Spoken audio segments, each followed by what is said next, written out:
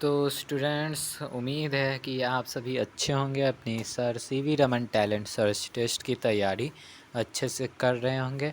आप सभी को बता दें कि 21 नवंबर को जो है एडमिट कार्ड जारी होना है, तो उसका एडमिट कार्ड कैसे डाउनलोड करेंगे उसको लेकर भी वीडियो बना देंगे। बहुत से बच्चों का जो प्रॉब्लम है कि सर जब हम एग्ज़ाम देते रहेंगे तो उस बीच कोई फ़ोन कॉल या एसएमएस आ गया तो उसका हम क्या करेंगे, तो उसके लिए भी मैं एक वीडियो बना दूंगा जिसका आपको सॉल्यूशन मिल जाएगा। ओके, आप उसकी चिंता मत करिएगा। आप पूरा ध्यान जो है कहाँ लगाइए, तो बस एग्ज़ाम की तैयारी पर लगाइए। आप क्या पढ़िएगा, तो एनसीईआरटी बुक पढ़िएगा। एनसीईआरटी बुक अभी आप जिस क्लास में पढ़ रहे हैं उसी क्लास का आपको एनसीईआरटी बुक पढ़ना है। मैंने इसे अपने सारे वीडियोस में बताया कि आपको एनसीईआरटी बुक्स को ही पढ़ना है। पूरा एग्ज़ाम में आपको एनसीईआरटी बुक्स से बाहर एक भी क्वेश्चन आपसे नहीं पूछा जाएगा, इसलिए आप एनसीईआरटी बुक्स पर फोकस कीजिए। तो चलिए आज का जो क्लास है उसको शुरू करते हैं। तो कोयला, आपका आज का पहला सवाल है कि देखिए कोयला बनने में कितना समय लगता है। कितना समय लगता है कोयला बनने में। और हाँ, एक बात ध्यान रखिएगा, ये जो ऊपर जो ये पीडीएफ का नाम दिख रहा है ना, इसको आप सभी याद करके रखिएगा कि यह पीडीएफ जो है ना टेलीग्राम ग्रुप में नहीं अपलोड होगा, टेलीग्राम चैनल पे ये पीडीएफ अपलोड होगा। तो जब भी अपलोड होगा ना, तो यही वाला जो यही पीडीएफ नंबर जो होगा, यही पीडीएफ का नाम होगा, इसी से होगा। तो आप सभी उसको देख के डाउनलोड कर लीजिएगा। तो अभी नहीं होगा, कल या परसों तक हो जाएगा, नहीं तो सुबह भी हो सकता है। तो अभी नहीं मिलेगा अभी आपको ये पीडीएफ, उसमें और अभी सुधार करना है। ओके ना। तो कोयला बनने में कितना समय लगता है, तो 100 वर्ष, हज़ारों वर्ष, लाखों वर्ष, या इनमें से कोई नहीं। कितना वर्ष लगता है, तो हज़ारों लाखों वर्ष कोयला को बनने में लगता है। मतलब हज़ारों लाखों वर्ष पहले जब वो ज़मीन के अंदर दब जाता है तो अत्यधिक ताप एवं ताप के कारण कोयला में बदल जाता है कार्बनीकरण के कारण। तो ऑप्शन सी सही हो जाएगा इसका, लाखों वर्ष।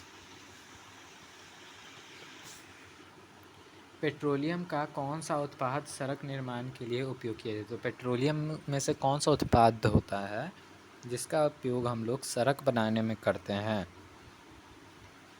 तो पहला है आपका कि coke, paraffin, coal gas, bitumen.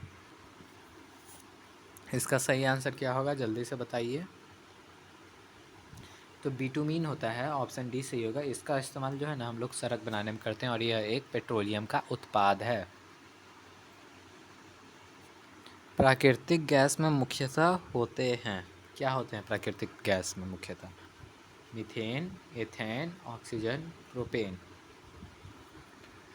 एक और बात आपसे भी याद रखिएगा कि देखिए 14 नवंबर को जो इसका लास्ट डेट था ना sir CV Raman talent search test का फॉर्म भरने का, तो वह बंद हो चुका है। अब रजिस्ट्रेशन डेट नहीं बढ़ा है। आपका जो एग्ज़ाम है वह कब कब है, 30, 1, 5 और 6, इन 4 तारीख को है। तो आप सभी सोच रहे होंगे कि हमें चारों एक तक को एग्ज़ाम देने जाना है। नहीं, आपको बस वन डे एग्ज़ाम देने जाना है। किसी एक दिन आपको एग्ज़ाम देने जाना है, इन चारों में से किसी एक दिन। वह आपका एडमिट कार्ड पे लिखा होगा। और आपके मन का दूसरा जो क्वेश्चन था कि हम लोग एग्ज़ाम सेंटर में जाएंगे तो एग्ज़ाम आखिर देंगे कैसे फ़ोन से, तो उसका जवाब के लिए मैंने जो है इनके हेल्प सेंटर से बात किया था। तो उनका वे बिज़ी थे, तो जिस कारण उन्होंने बोला है कि वे मुझे बस मेल कर दें। तो उन्होंने जो है मैंने उनको मेल कर दिया और वो बस कल रिप्लाई करेंगे। तो उसको उस पर कल वीडियो बनेगा, लाइव स्क्रीनशॉट के साथ वीडियो बनेगा। ओके। तो प्राकृतिक गैस में मुख्यतः होता है तो मीथेन, इथेन, ऑक्सीजन, प्रोपेन। क्या होता है प्राकृतिक गैस में, तो मीथेन होता है। ऑप्शन ए सही हो जाएगा इसका। किसी पदार्थ के दहन का पोषक पदार्थ है, मतलब किसी पदार्थ का जो जब दहन होता है तो उसके लिए पोषक पदार्थ होता है, तो क्या होता है, तो ईंधन, ऑक्सीजन, कार्बन, जल। क्या होता है, तो ईंधन। तो इसका सही आंसर हो जाएगा ना ऑप्शन बी, ऑक्सीजन हो जाएगा। मैं फिर से ऑप्शन ही पढ़ रहा था। ऑक्सीजन जो है ना दहन का पोषक पदार्थ कहलाता है।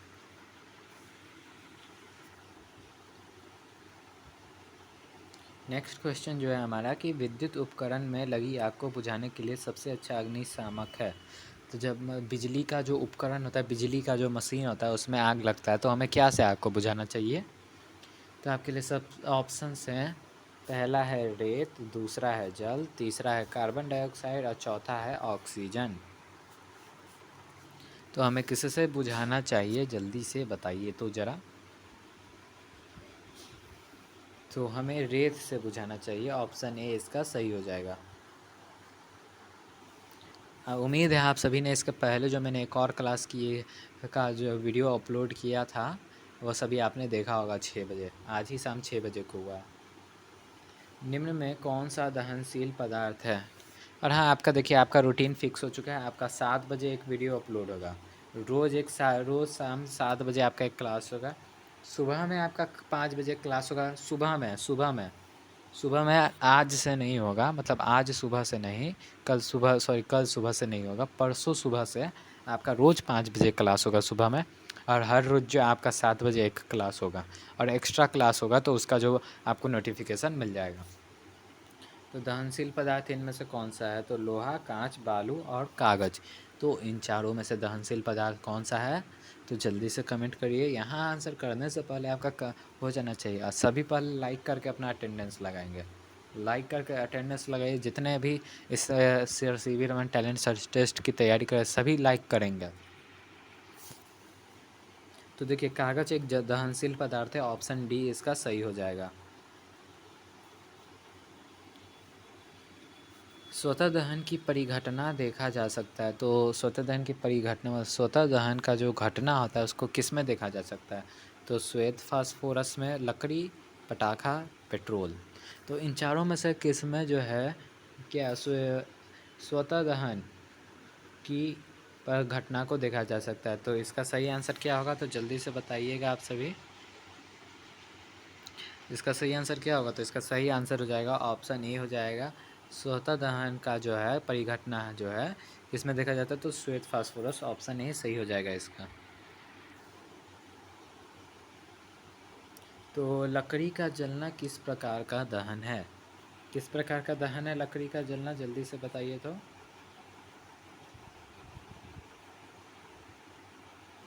माफ़ करिएगा, मैंने थोड़ा पेंसिल साइज बढ़ा दिया है, कुछ हद से ज़्यादा ही है ना। देखिए लकड़ी का जलना किस प्रकार का उदाहरण? तो स्वतः दहन, विस्फोट, मंद दहन है, इनमें से कोई नहीं। तो किस प्रकार का उदाहरण है, किस प्रकार का दहन है? तो लकड़ी का जलना एक मंद दहन है। नेक्स्ट क्वेश्चन है आप सभी के लिए कि दहन के लिए आवश्यक शर्त है। दहन के लिए आवश्यक शर्त क्या है? तो दहनशील पदार्थ की उपस्थिति, दहन के पोषक पदार्थ की उपस्थिति, ज्वलन ताप की प्राप्ति और उपयुक्त सभी। तो देखिए दहन के लिए ना ये तीनों ही चीज़ें आवश्यक हैं। दहनशील पदार्थ होना चाहिए, पोषक पदार्थ यानी ऑक्सीजन मैंने अभी ऊपर बता ही दिया है, ज्वलन ताप की प्राप्ति वो भी होना चाहिए। इसलिए ऑप्शन डी जो है इसके लिए बिल्कुल सही हो जाएगा, ऑप्शन डी इसका सही आंसर होगा। देखिए नेक्स्ट है आपके सभी का, वह ताप जिस पर कोई पदार्थ जलना शुरू करता है क्या कहलाता है? तो वह ताप जिस पर कोई पदार्थ जलना शुरू करता है क्या कहलाता है? ये आपका क्वेश्चन है। आपका पहला ऑप्शन है कि ज्वलन ताप, दूसरा है ज्वाला, तीसरा है ज्वलनशील पदार्थ, और चौथा है आप सभी का कि दहनशील पदार्थ है। तो क्या कहलाता है? आप सभी जल्दी से कमेंट करके बताइए। तो उसको बोलते हैं ज्वलन ताप, इंग्लिश में इसको बोला जाता है इंजक्शन टेम्परेचर। ऑप्शन ए इसका सही हो जाएगा। ईंधन के ऊष्मीय मान को किस इकाई द्वारा मापा जाता है? तो ईंधन का जो ऊष्मीय मान होता है ना उसको किस इकाई से मापा जाता है? तो किलोग्राम, किलो जूल पर के जी, किलो जूल या किलो पर जूल? तो देखिए ईंधन का ऊष्मीय मान को किलो जूल पर किलोग्राम पे मापा जाता है, ऑप्शन बी इसका सही हो जाएगा। ओके, यही आपका सही आंसर हो जाएगा। निम्न में से किस ईंधन का ऊष्मीय मान सबसे अधिक होता है? तो यहाँ पे जो नीचे ये जो चारों का चारों दिया है इसमें से किसका ऊष्मीय मान सबसे अधिक होगा? तो पहला है आपका लकड़ी, दूसरा है केरोसिन, तीसरा है एलपीजी और चौथा है हाइड्रोजन।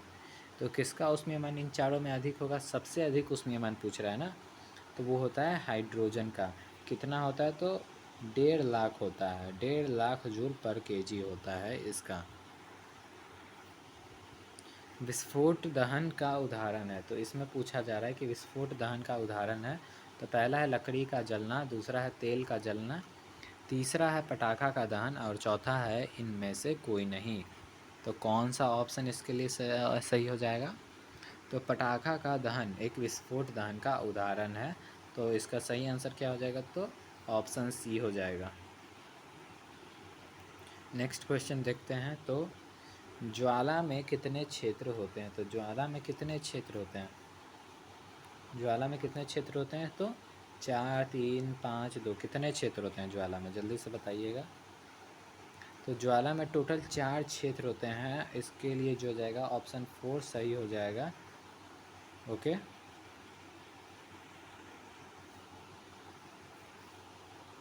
आपका नेक्स्ट क्वेश्चन है कि वनों की समाप्त करने को क्या कहता है? तो वनों को जो समाप्त यानी कि वनों को काट कर जैसे हम उनको समाप्त करते जा रहे हैं तो उसको क्या बोलते हैं? तो आपका जो पहला ऑप्शन है वनोन्मूलन, दूसरा है पुनरोपण, तीसरा है वृक्षारोपण और चौथा है आपका वन्यजीव अभयारण्य। उसको क्या बोलता है? तो उसको वनोन्मूलन बोला जाता है। वन उन्मूलन यानी कि वनों की समाप्ति। नेक्स्ट आपके लिए जो क्वेश्चन है वह यह है कि वनोन्मूलन का कारण है। तो पेड़ों की कटाई का क्या कारण है? तो भवन निर्माण, सड़क निर्माण, कागज उद्योग और उपयुक्त सभी। तो क्या इसके लिए आंसर हो जाएगा? तो देखिए इन तीनों के कारण ही हम जो है पेड़ों को काटते हैं, तो इसलिए ऑप्शन डी इसका सही आंसर हो जाएगा। ओके, वनोन्मूलन का अस्थायी हल क्या है? तो वनोन्मूलन का अस्थायी हल क्या होता है?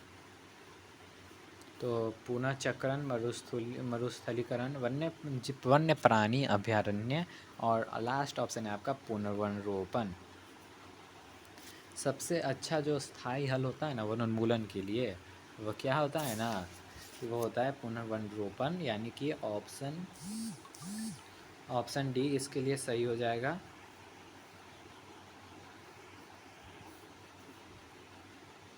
क्लोरोप्लास्ट किस में पाया जाता है? क्लोरोप्लास्ट किस में पाया जाता है? तो जड़ में, हरी पत्तियों में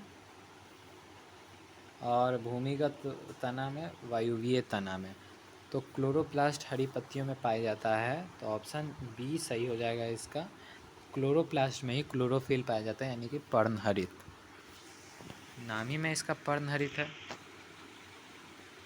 नेक्स्ट क्वेश्चन जो आप सभी के लिए वह है कि निम्न में से किस कोशिकांग को आत्महत्या की थैली कहा जाता है?